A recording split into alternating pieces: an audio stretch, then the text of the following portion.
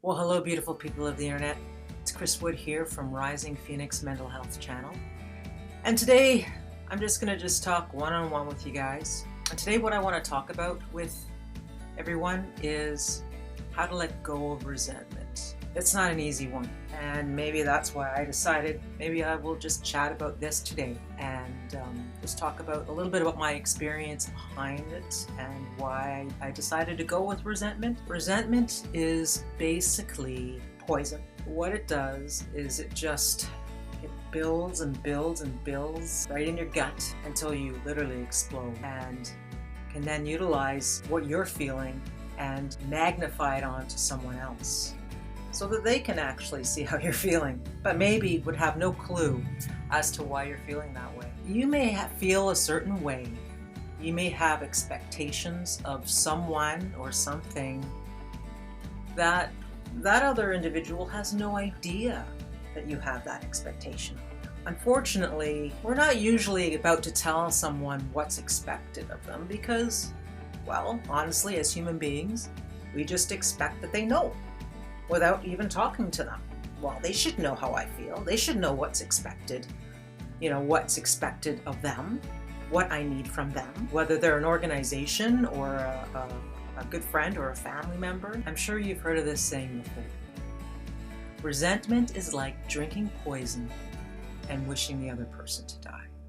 And that's really all it is. It's incredibly toxic. And through my recovery, through PTSD, depression, and anxiety, I've been able to figure out what my resentments are, but more importantly, I've been able to be aware as to why I'm feeling the way I'm feeling. That's helpful because I can take a situation and I'm angry and I'm upset, and I can actually sit and say, okay, well, whoa, wait a minute. Why are you feeling this way? What are you expecting of that other individual? What did that person do or not do that has got you so upset? And then I can say to myself, why is it affecting you so much? Is this actually something that is a realistic thing? Should I be expecting this person to know exactly how I'm feeling? No. But we do this, and I think this has a lot to do, from what I've learned about being in treatment and whatnot, it has a lot to do with past behaviors. Things that you've utilized as you've grown up, so since you were a little kid, that you've had to use in order to survive. Because at the end of the day, as humans, it's all about survival, right? It's all about survival of the fittest. It's about making your way through the weeds to get to the next obstacle. And sometimes we get caught in that because of these past behaviors that are just sort of sitting in our subconscious mind. So the first thing is really that we need to look at is, what are those past behaviors? Why am I feeling this way? And is this something that I can really realistically put on an organization or another person? It's not easy to take those emotions out from your subconscious mind and process them. It's something that takes a lot of time. It takes a lot of uncomfortable feelings. And yeah, I'm really wanting to be in an uncomfortable state and sit in those feelings. No. But this is what it takes. If we're wanting to sort of get into that aspect of, okay, you know what? I have this feeling. Let's just take a look at that and see why I'm feeling the way I am.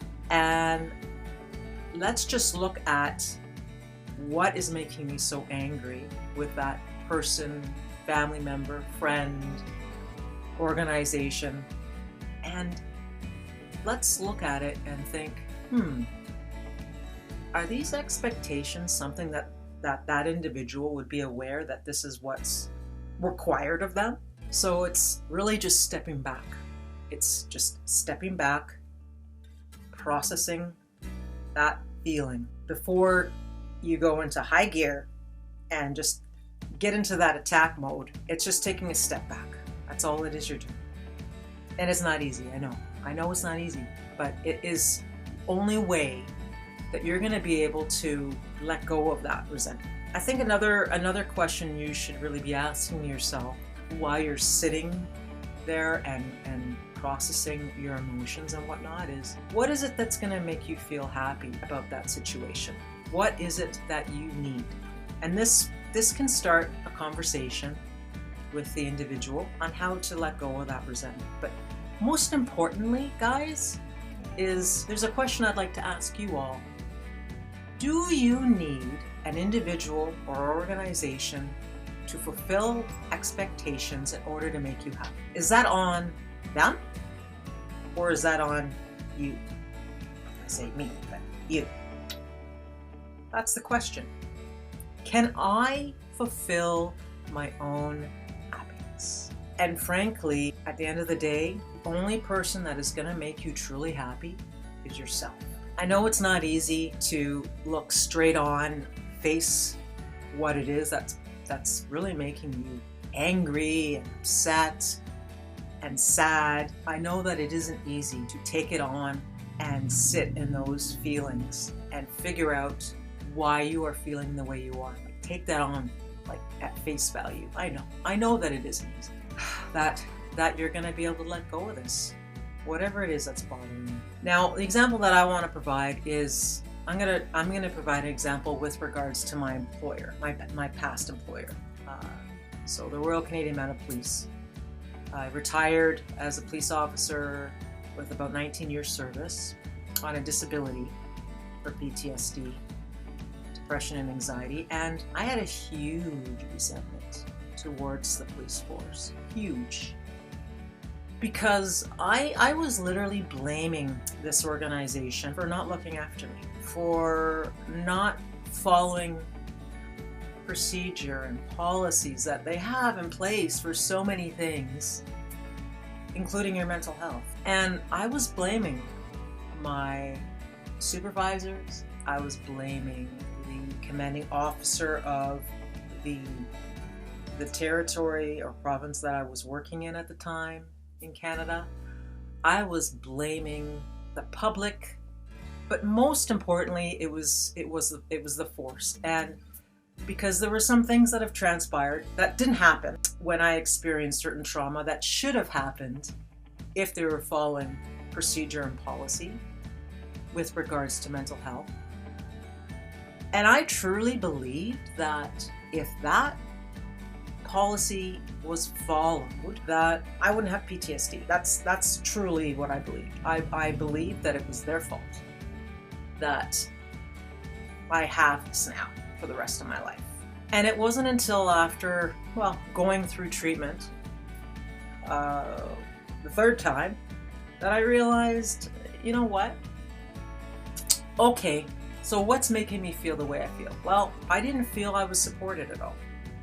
And that hurt like a son of a bitch, because I signed up and pretty much gave my life for this organization as well as the public.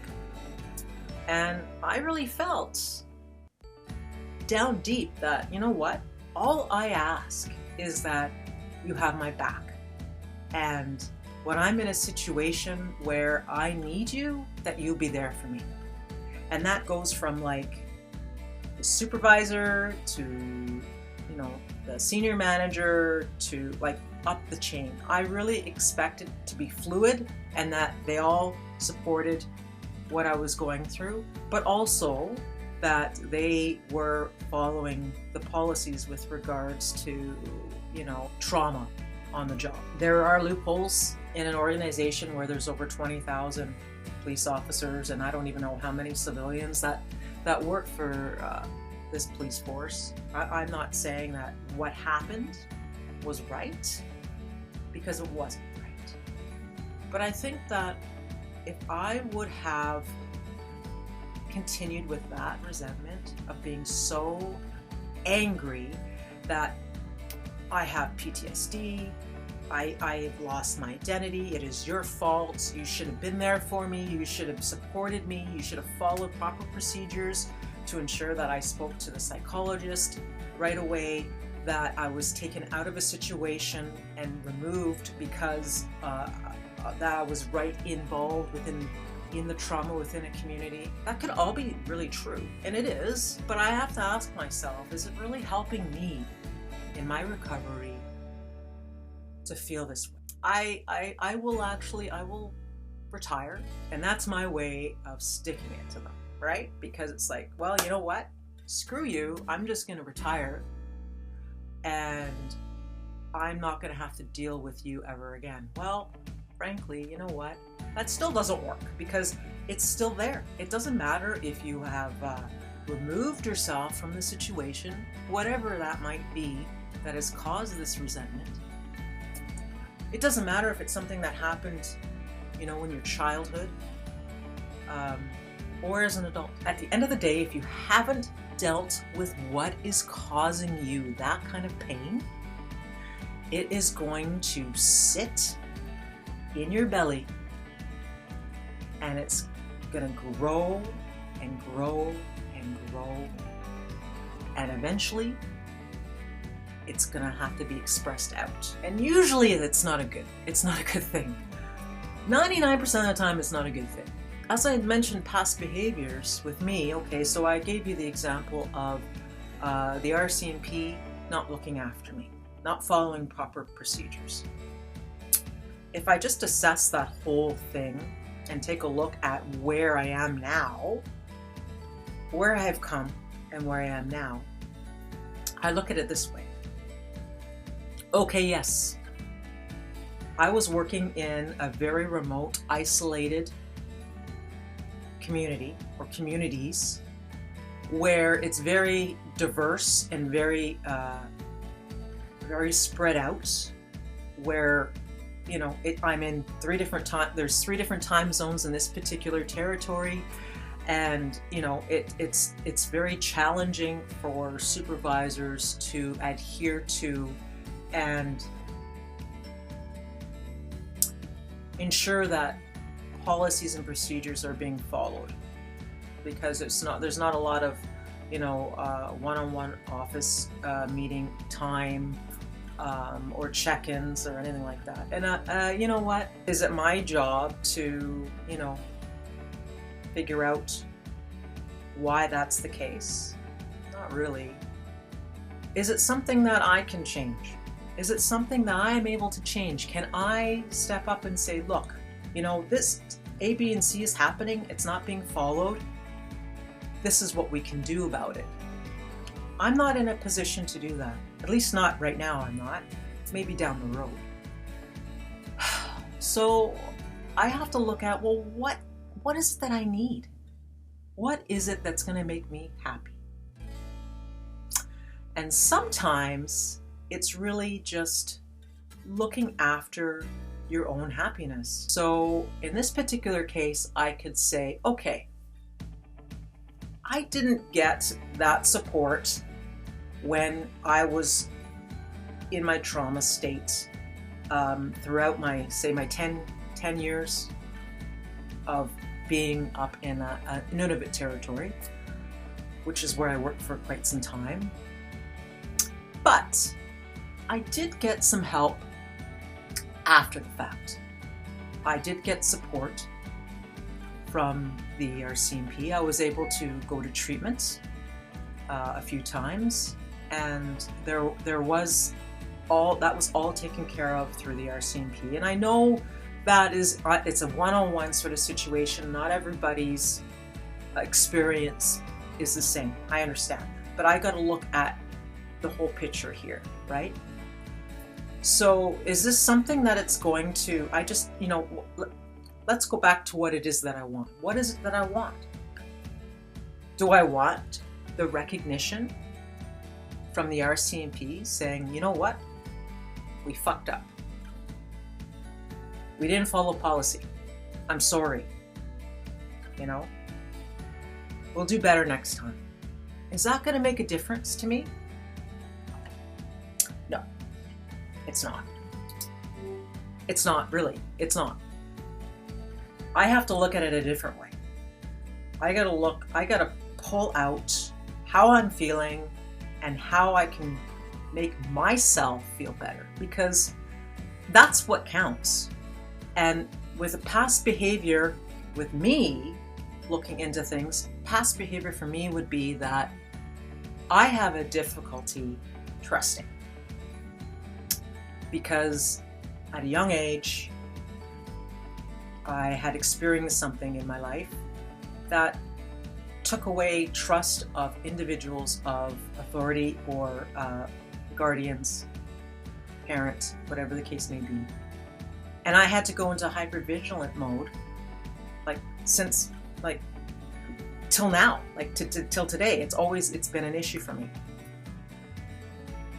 So for me, with the past behavior, knowing that when I was a kid, I didn't trust anyone because of what had happened to me, and then that can sort of continued on through the years, my 20s and my 30s and my 40s, where putting myself out there and being vulnerable and trusting was difficult, because I knew at a young age that something that's so valuable, which is your safety, was taken away. I put that on the RCMP as an organization as a whole, that it was their responsibility to ensure that I was safe. That it was their responsibility to ensure that I saw a psychiatrist at a certain time because of the trauma that I experienced or I was involved in. And because of that, that's why I have PTSD. I'm quite a bit more realistic now with regards to this. Yes, they fucked up, but I did get some help, and I do realize that it was a past behavior that was making me feel the way I was feeling. And really, it would have been great to be able to communicate that to my supervisor. Would that take away the entire feeling of resentment? Probably not, because that's really not what it's about. Yeah, that took part of it. That was part of it. That's what brought it out. But it was always here. It was always in my belly. So it just kind of got higher and higher and higher until, it's all your fault. It's not. Things happen. Mistakes are made.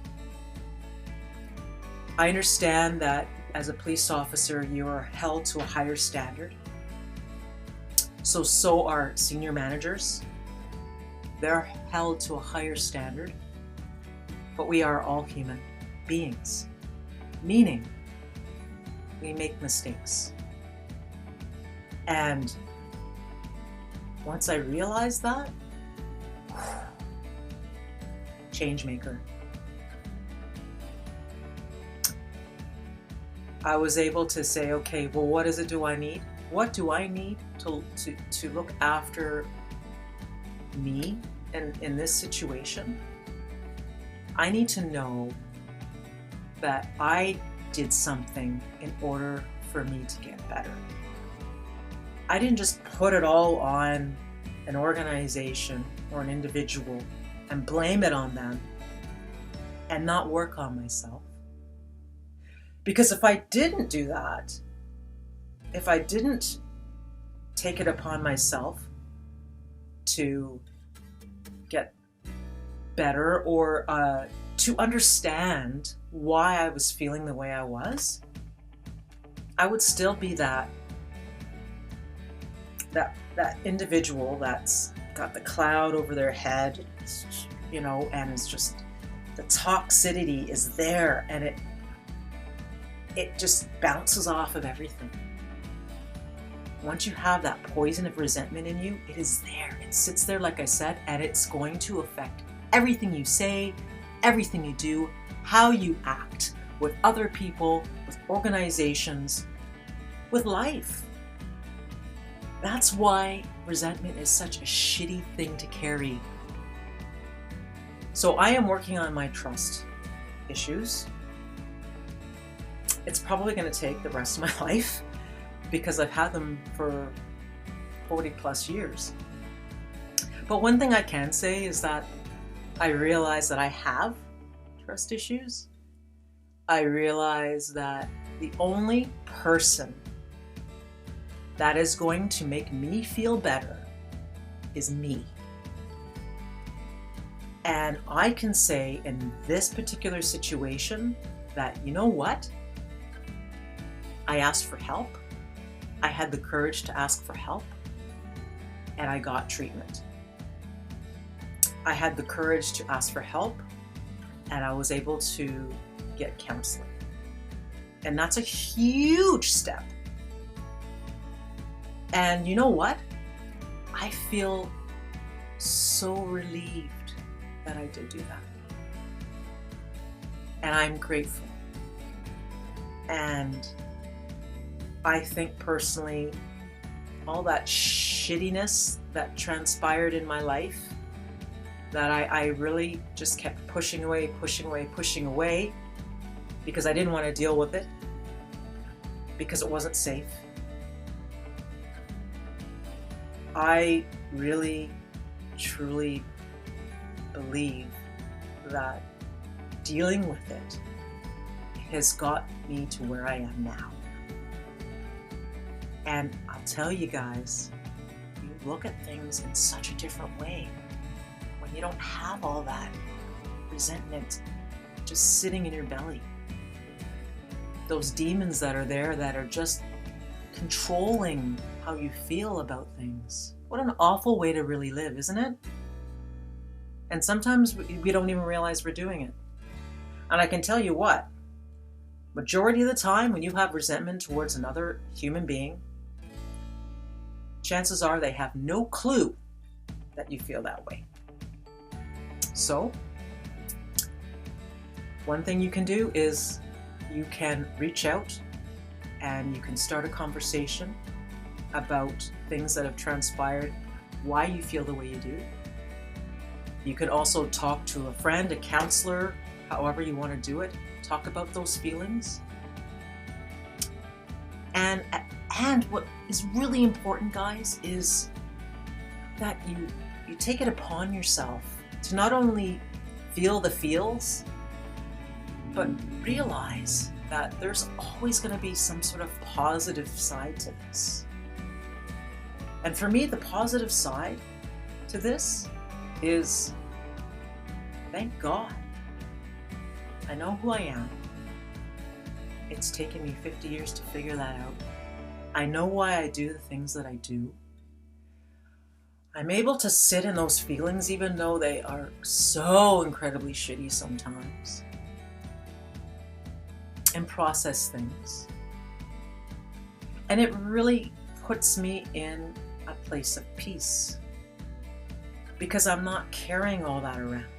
Now, hey, I am human too, right? Obviously. So sometimes I don't catch it right away.